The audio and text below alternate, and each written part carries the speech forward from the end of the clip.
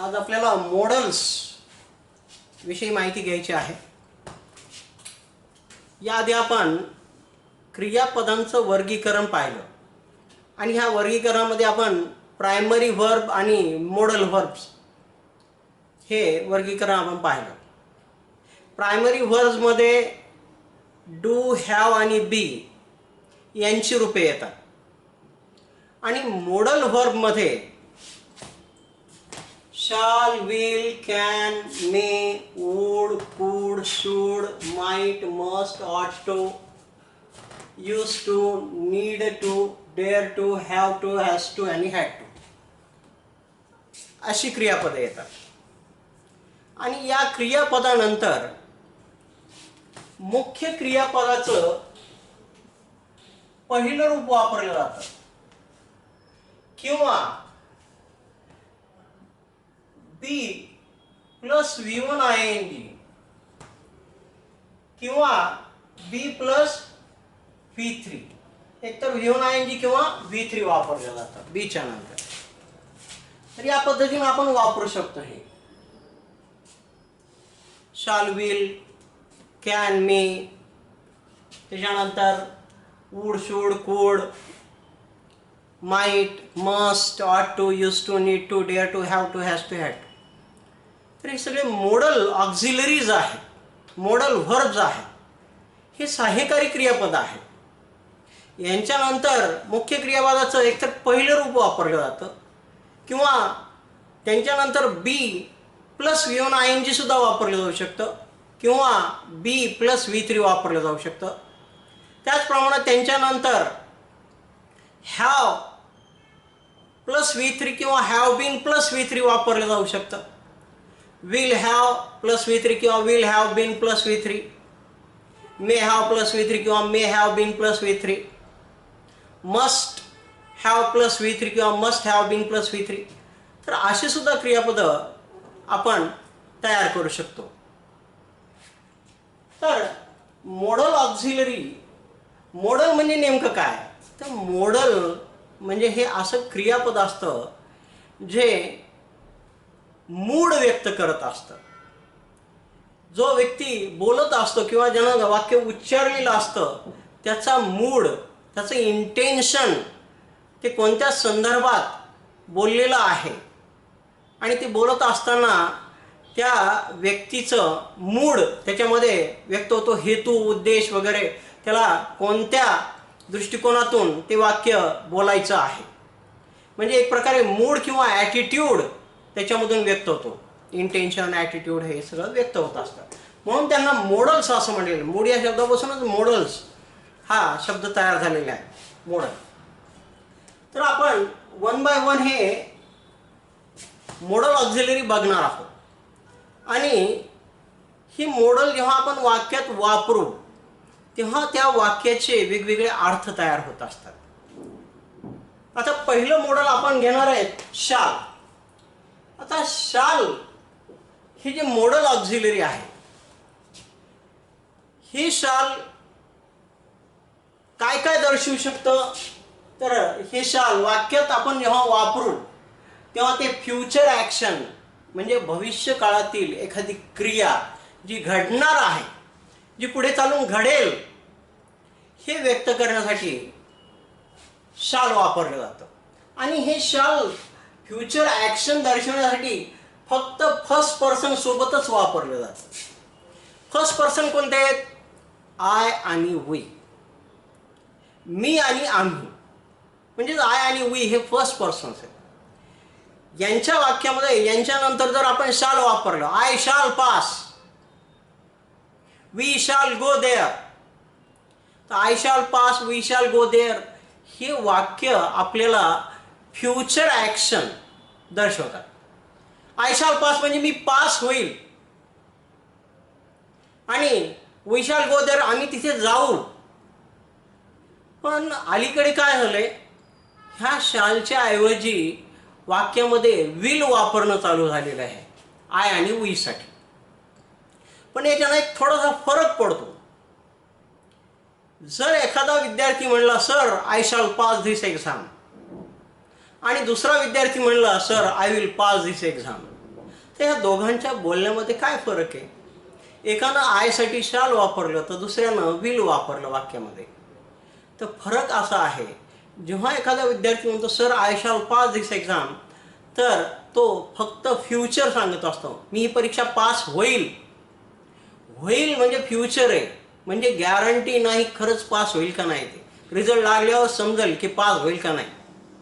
पण जो विद्यार्थी म्हणतो sir I will pass the exam, तेव्हा त्या व्यक्तीला, त्या विद्यार्थ्याला पासची खात्री असते.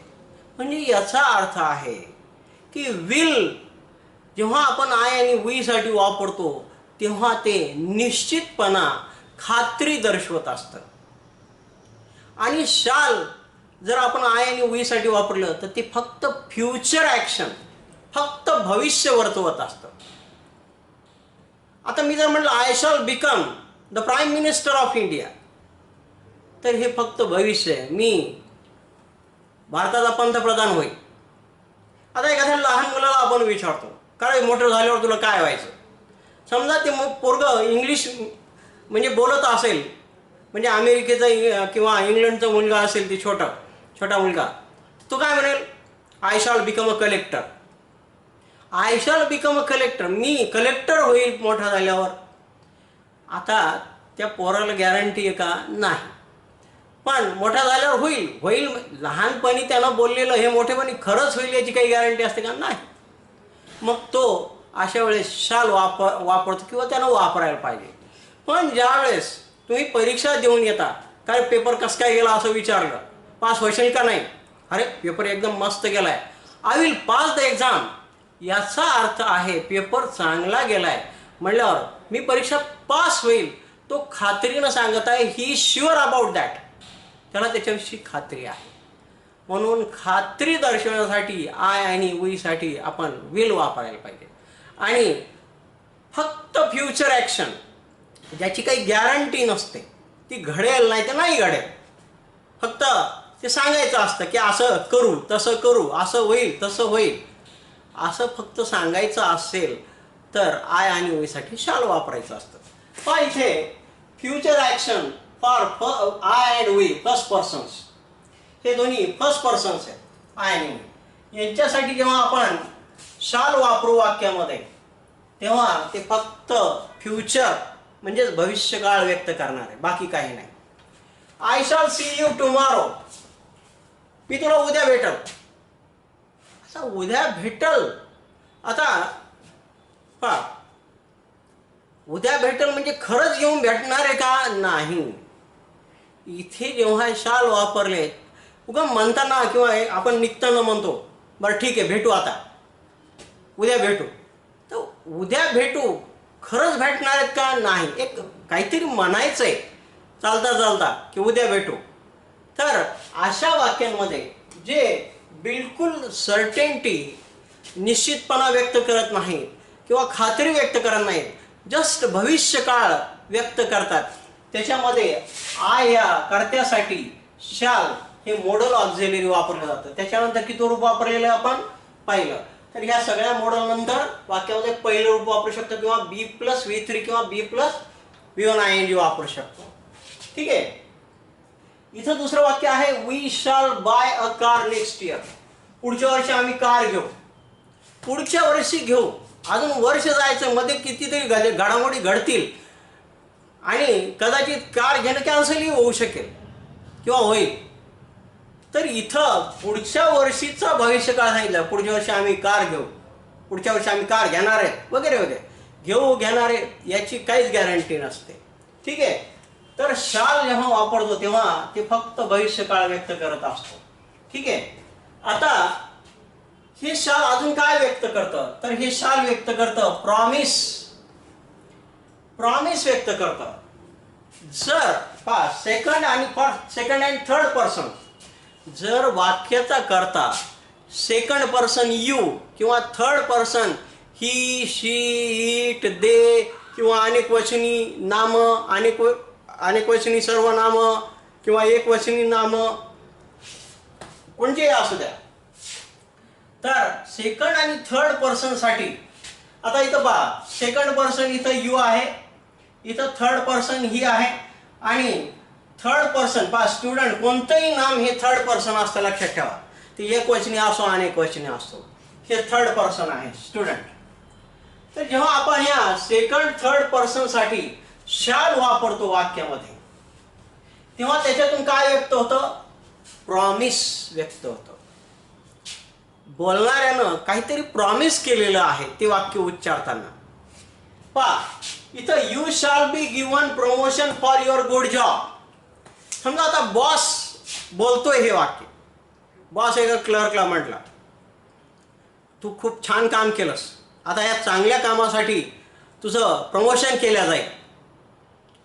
म्हणजे बॉस त्याला काय करायला? प्रॉमिस करायला की नक्कीच तुझं प्रमोशन केलं जाईल, तू खूप छान काम केलेलं आहेस. तर जेव्हा एक व्यक्ती दुसऱ्याला एखादा प्रॉमिस देतो तेव्हा त्या वाक्यामध्ये शाल वापरलं जातं.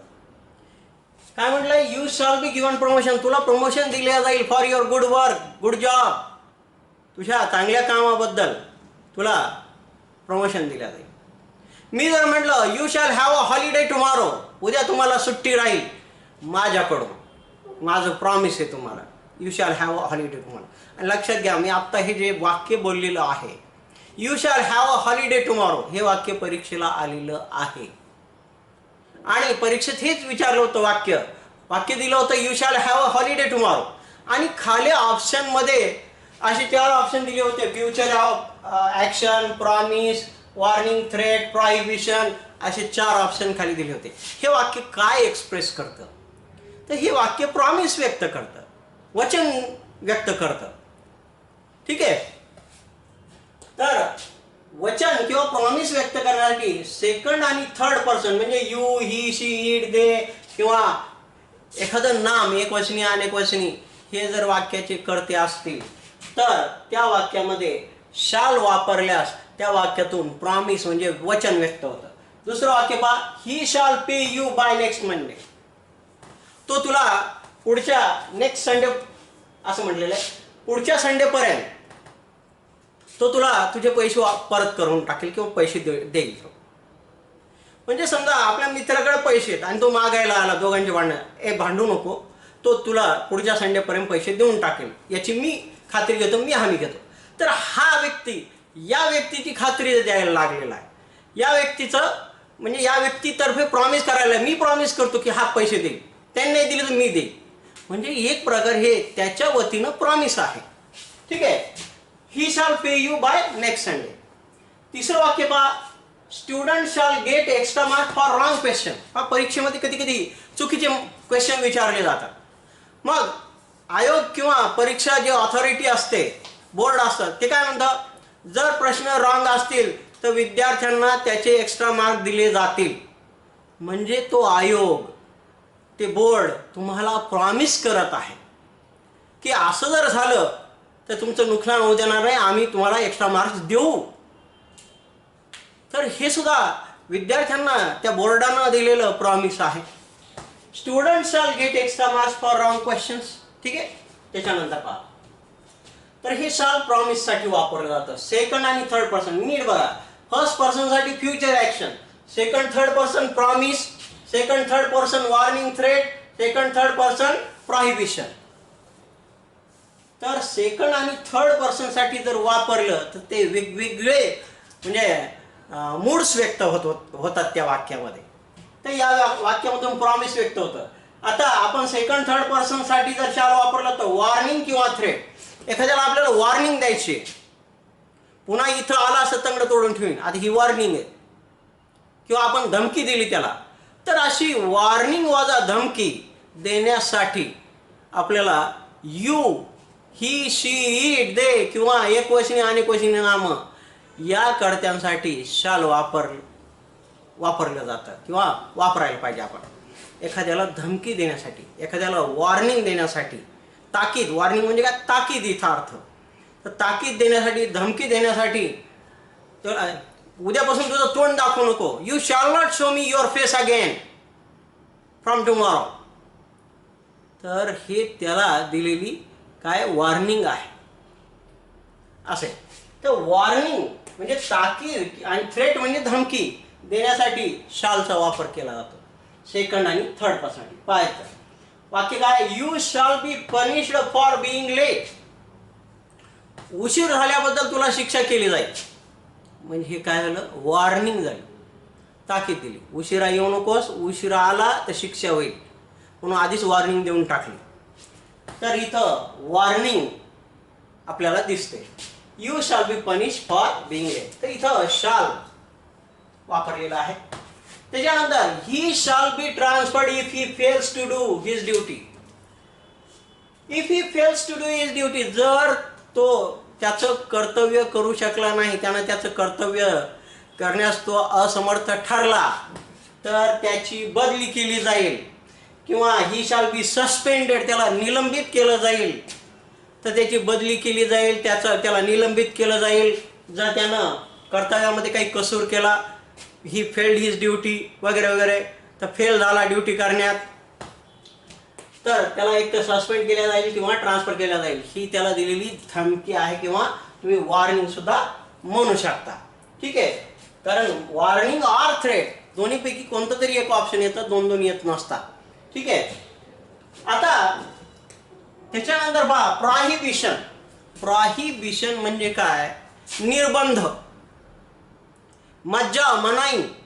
एखाद्याला एखादी गोष्ट करण्यास मनाई आहे हे सांगायचं असेल तर सेकंड आणि थर्ड पर्सन असलेल्या वाक्यामध्ये, म्हणजे कर्ता असलेल्या वाक्यामध्ये, कर्ता कोण, सेकंड थर्ड पर्सन, अशा या वाक्यामध्ये आपण जर शाल सोबत नॉट वापरलं तर त्याच्यामधून प्रॉहिबिशन म्हणजे मनाई व्यक्त केली जाते. पाहिजे, शी शाल नॉट मीट हिम अगेन, तिने त्याला पुन्हा भेटू नये.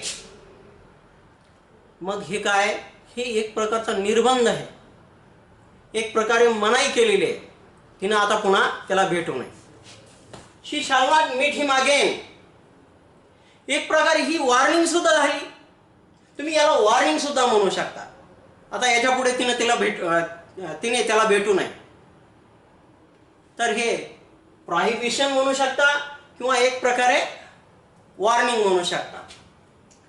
त्याच्यानंतर you shall not come here, तू असं म्हटलं, you shall not come here again, तू पुन्हा इथे यायचं नाहीस. काय हे, त्याच्यावर टाकलेला निर्बंध आहे, मनाई त्याला केले गेलेली. ठीक आहे. तर असं प्रॉहिबिशन म्हणजे मनाई किंवा निर्बंध व्यक्त करण्यासाठी शाल नॉट वापरलं जातं सेकंड आणि थर्ड पर्सन सोबत. ठीक आहे. तर शाल हे फ्युचर ऍक्शन, प्रॉमिस, वॉर्निंग, प्रॉहिबिशन यांच्यासाठी वापरलं जातं. अजून कशासाठी वापरलं जातं ते सुद्धा बघूया आपण.